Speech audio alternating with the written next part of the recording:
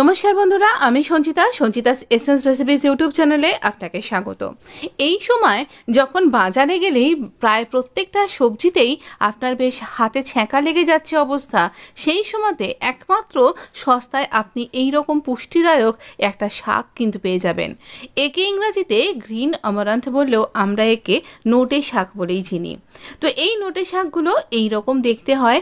বাজার থেকে আনার পর ভালো করে বেছে ধুয়ে রেখে দিয়েছি একটু জলটা ঝরানোর জন্য।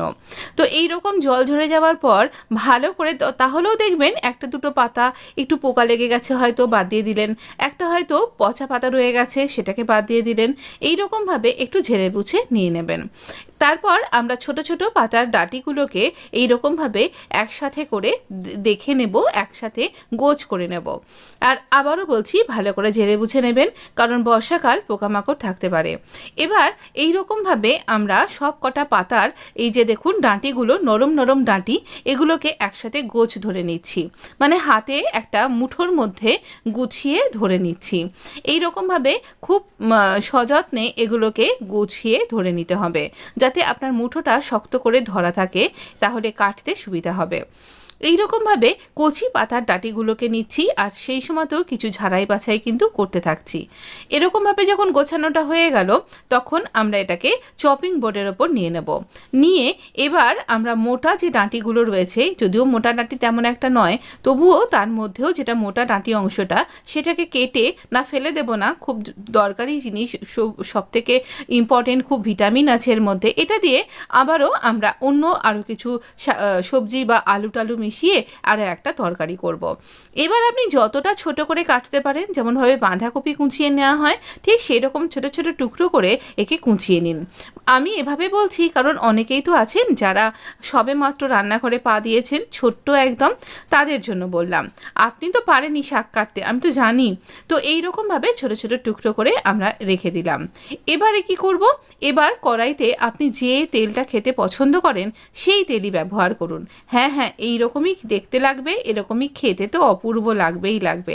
রেসিপি একদম ঠিকঠাক রয়েছে, একবার করে দেখবেন কিন্তু। কড়াইটা ভালো করে গরম হয়ে গেলে আমরা দিয়ে দেবো তেল। বেশি তেল দেবেন না, মাত্র 1 থেকে 1.5 চামচ মতন তেল দেবেন। আমি 1.5 চামচ তেল দিয়েছিলাম। এবার এখানে আমরা দেব হলুদ সর্ষে। হলুদ সর্ষেটা অতটা তেতো হয় না, তো বেশ এটা ফাটতে শুরু করলো, ক্র্যাকেল করলো, সেই সময় এই গ্রিন অ্যামারান্থ বা নোটে শাকটা দিয়ে দিচ্ছি।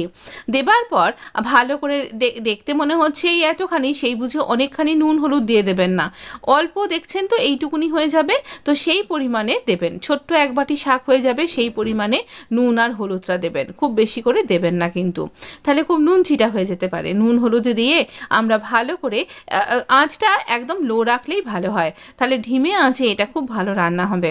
তো ভালো করে নাড়াচাড়া করে দিয়ে আমরা 5 থেকে 7 মিনিটের জন্য চাপা দিয়ে রেখে দিয়েছিলাম।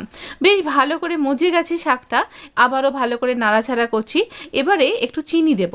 একটু চিনি দিলে এটা খেতে খুব সুন্দর লাগে, তবে আপনি যদি খেতে নাও পছন্দ করেন, তাহলে একদম 1 চিমটি চিনি দেবেন টেস্টের ব্যালেন্সের জন্য। তো দিয়ে দেখুন শাকটা বেশ নরম হয়ে গেছে, চিনিটা থেকেও কিন্তু জল ছাড়ছে।